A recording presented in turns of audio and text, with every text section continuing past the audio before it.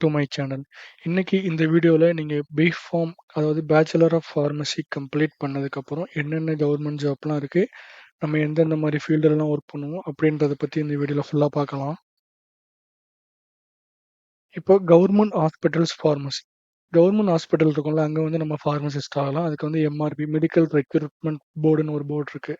அது MRP exam வந்து yearly once conduct பண்ணுவாங்க. நீங்கள் அந்த எக்ஸாம் கிளியர் பண்ணாலும் இந்த கவர்மெண்ட் ஹாஸ்பிட்டலில் ஃபார்மசிஸ்ட்டாக ஜாயின் பண்ணிக்கலாம். இதுக்கு எலிஜிபிலிட்டி வந்தோன்னா நீங்கள் பிஃபார்ம் முடிச்சிருக்கணும். பிஃபார்ம் முடிச்சிருந்து நீங்கள் ஸ்டேட் ஃபார்மசி கவுன்சில் ரெஜிஸ்ட்ரேஷனில் ரெஜிஸ்ட்ரேஷன் பண்ணியிருக்கணும். இந்த ஸ்டேட் ஃபார்மசி கவுன்சில் ரெஜிஸ்ட்ரேஷன் எங்கே பண்ணணும்னா சென்னையில் ஆஃபீஸ் இருக்குது. நீங்கள் நேரில் போய் அங்கே போய் பண்ணுற மாதிரி இருக்கும். இதோட செலெக்ஷன் எப்படி இருக்குன்னா, ஃபஸ்ட்டு நீங்கள் ரிட்டன் எக்ஸாம் எழுதுகிற மாதிரி இருக்கும். எக்ஸாம் கண்டக்ட் பண்ணுவாங்க. அதுக்கப்புறம் டாக்குமெண்ட் வெரிஃபிகேஷன் இருக்கும். இந்த இதில் வந்து உங்களுக்கு சேலரி வந்து ஸ்டார்டிங்கே 25,000 to 45,000 வரைக்கும் இருக்கும் மந்த்லி. அடுத்து வந்து railway pharmacist, railway recruitment board அங்கேருந்து கண்டக்ட் பண்ணுவாங்க. இது வந்து நீங்கள் எங்கே ஒர்க் பண்ணுவீங்கன்னா, ரயில்வே ஹாஸ்பிட்டல்ஸ் இருக்கும். ஒரு ஸ்டேட்லேயும் ஒரு டிஸ்ட்ரிக்ட்லேயும் ரயில்வே ஹாஸ்பிட்டல்ஸ் இருக்கும். நீங்கள் அங்கே ஒர்க் பண்ணுவீங்க. இது வந்து சென்ட்ரல் கவர்மெண்ட் ஜாப். இந்த எக்ஸாம் எப்படி கண்டக்ட் பண்ணுவாங்க அப்படின்னா, கம்ப்யூட்டர் பேஸ்ட் எக்ஸாம் இருக்கும். எம்சிக்யூஸ் டைப்பில் இருக்கும். இதுக்கு வந்து உங்களுக்கு சேலரி வந்து ஸ்டார்டிங் 30,000 40,000 வரைக்கும் இருக்கும். அதுக்கப்புறம் வந்து ட்ரக் இன்ஸ்பெக்டர். இங்க வந்து நீங்க என்ன பண்ணுவீங்கன்னா, அந்த இப்ப ஃபார்மா கம்பெனி, அப்புறம் மெடிக்கல் ஷாப்லாம் இருக்குல்ல, அங்கெல்லாம் போய் ட்ரக்க வந்து ஒழுங்கா ப்ராப்பரா மெயின்டெயின் பண்றாங்களா? இல்ல இந்த மெடிக்கல் ஷாப்போட டெம்பரேச்சர் ஒழுங்கா மெயின்டெயின் பண்றாங்களா? எக்ஸ்பைரி ஆன ட்ரக்லாம் ஒழுங்கா டிஸ்போஸ் பண்றாங்களா? அந்த மாரி நீங்க ஃபுல்லா போய் இன்வெஸ்டிகேட் பண்ற மாரி இருக்கும் ஃபுல்லாமே. இந்த ஜாப் இன்னும் ரொம்பவே ஒரு சூப்பரான ஜாப். ஆனா இது கிடைக்கிறது வந்து ரொம்ப கஷ்டம். ஏன் கஷ்டம்னா, வேக்கண்ட் வந்து ரொம்ப கம்மியா வரும். 6 வேக்கண்ட், 8 வேக்கண்ட், 10 வேக்கண்ட், அதுவுமே கம்யூனிட்டி வைஸ் ரொம்பவே மாறும்.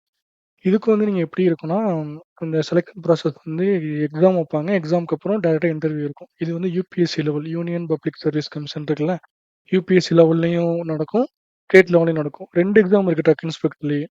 ஒண்ணு ஸ்டேட்டுக்கு, இன்னொன்னு சென்ட்ரல் கவர்மெண்ட்டுக்கு. 2 எக்ஸாம் தனித்தனியா கண்டக்ட் பண்ணுவாங்க. இதுல சேலரி வந்து பாத்தீங்கன்னா, 40,000 to 80,000 வரைக்கும் குடுப்பாங்க மந்த்லி. அதுக்கப்புறம் பாத்தீங்கன்னா, இப்ப சென்ட்ரல் கவர்மெண்ட்லாம் ஹாஸ்பிட்டல் இருக்கும்ல, டெல்லில இந்த மாரி பெரிய பெரிய ஹாஸ்பிட்டல், இதெல்லாம் சென்ட்ரல் கவர்மெண்ட் ஹாஸ்பிட்டல். அங்கேயும் வந்து நீங்க ஃபார்மசிஸ்ட் ஆகலாம். இதுக்கு எலிஜிபிலிட்டி வந்தனா இதே தான். நீங்க பிகாம் முடிச்சிருக்கணும். சென்னையில வந்து பார்மசி கவுன்சில் ரெஜிஸ்ட்ரேஷன் ஆஃபீஸ் இருக்குல்ல, அங்க வந்து நீங்க ரெஜிஸ்ட்ரேஷன் பண்ணியிருக்கணும். இங்க உங்களுக்கு சேலரி வந்து 25,000 to 45,000 வந்து மந்த்லி இருக்கும். அதுக்கப்புறம் வந்து டிஃபென்ஸ் ஃபார்மசிஸ்ட். டிஃபென்ஸ் நம்ம எல்லாருக்குமே தெரியும். Indian army, navy and air force and coast guard also is there. Total 4 type of defence related job is there in pharmacy. இங்க வந்து பாத்தீங்கன்னா, உங்களுக்கு வந்து அங்க இருக்க டிஃபென்ஸ் பெர்சன், அங்க ஆர்மில வேலை செய்வாங்கல்ல, ஆர்மி பெர்சன், சோல்ஜர்ஸ், அவங்களுக்கு எல்லாருக்குமே வந்து நீங்க மெடிசின்ஸ் வந்து குடுக்குற மாரி இருக்கும். அங்க இருக்க டாக்டருக்கு வந்து நீங்க ஹெல்ப் பண்ற மாரி இருக்கும். இது வந்து எப்படின்னா, எப்படி செலக்ட் பண்ணுவாங்க அப்படின்னா, டிஃபென்ஸ் ரெக்ரூட்மெண்ட். இப்ப இந்தியன் ஆர்மிக்கு சிப்பாய் ஃபார்மான்னு சொல்லுவாங்க. இந்தியன் ஏர் ஃபோர்ஸ்க்கு வந்து அ ஏர்மேன் அப்படின்னு சொல்லிட்டு தனியா ரெக்ரூட்மெண்ட் விடுவாங்க. அதுலலாம் வந்து நீங்க எக்ஸாம் கிளியர் பண்ணி, அடுத்து வந்து ரன்னிங் வைப்பாங்க. ரன்னிங் கிளியர் பண்ணிட்டீங்கன்னா, மெடிக்கல் டெஸ்ட் முடிச்சிட்டீங்கன்னா, டாக்குமெண்ட் வெரிஃபிகேஷன், அதுக்கப்புறம் நீங்க டைரக்ட்டா ஜாயின் பண்ணிக்கலாம். இதுக்கு எவ்வளோ சேலரி பார்த்தோம் அப்படின்னா, 30,000 to 50,000 வரைக்கும் மந்த்லி வரும். அதுக்கப்புறம் ரிசர்ச், இப்போ வந்து பார்மசிஸ்ட் இல்லாம கவர்மெண்ட்ல வந்து ரிசர்ச் ஃபீல்டு இருக்கும். அந்த ரிசர்ச் ஃபீல்ட்ல வந்து நீங்க ஒர்க் பண்ணலாம். அந்த பொசிஷன் வந்து ரிசர்ச் அசிஸ்டன்ட், தென் ப்ராஜெக்ட் அசோசியேட். இது வந்து government hospital, government research lab இருக்கும்ல, அங்க வந்து நீங்க ரிசர்ச் ஃபீல்ட்ல வந்து இப்போ புதுசு புதுசா கண்டுபிடிக்கிற மாரி, புது மெடிசின்ஸ்க்கு நீங்க ஒர்க் பண்ற மாரி இருக்கும். இப்போ இந்த ட்ரக் மெடிசின்ஸ்க்குலாம் ஃபேஸஸ் இருக்கு. Clinical trial phases, phase 1, phase 2, phase 3, phase 4. அந்த மாரி நீங்க ரிசர்ச் ஃபீல்ட்ல ஒர்க் பண்ணலாம். நீங்க ஒர்க் பண்ணிக்கிட்டே பிஹெச்டியும் பண்ணலாங்க. அங்க உங்களுக்கு சேலரி வந்து மந்த்லி 30,000 to 60,000 வரைக்கும் இருக்கும். இப்ப கரியர் குரோத் பார்த்தோம்னா, இப்ப நீங்க பார்மசிஸ்ட்டா ஜாயின் பண்றீங்கன்னா, ஒரு 2 இயர்ஸ் அப்புறம் இல்ல 1 இயர் அப்புறம் சீனியர் பார்மசிஸ்ட் ஆவீங்க. அடுத்து சீஃப் பார்மசிஸ்ட் ஆவீங்க. ட்ரக் இன்ஸ்பெக்டர்னா சீனியர் இன்ஸ்பெக்டர்.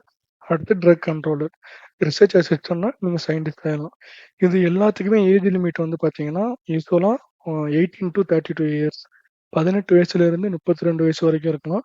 இதுல ஒரு சில போஸ்ட்டுக்கு வந்து ரிலாக்சேஷன் இருக்கும். இப்ப இதெல்லாம் வந்து காமனா பிஃபார்ம் முடிச்சதுக்கப்புறம் இந்த மாரி கவர்மெண்ட் ஜாப்லாம் இருக்கு அப்படின்னு தெரிஞ்சுக்கங்க. இது ஒரு ஜாப் நோட்டிஃபிகேஷன் வரும்போதும், நம்ம இந்த மாரி வீடியோ வந்து ஒரு இதுக்கா வீடியோ அப்லோட் பண்ணுவோம். அதே மாரி வீடியோ எப்படி அப்ளை பண்றதுலருந்து எல்லாமே ஒண்ணு ஒண்ணா அப்ளை பண்ண போறோம். மறக்காம சேனலுக்கு சப்போர்ட் பண்ணுங்க. Thank you.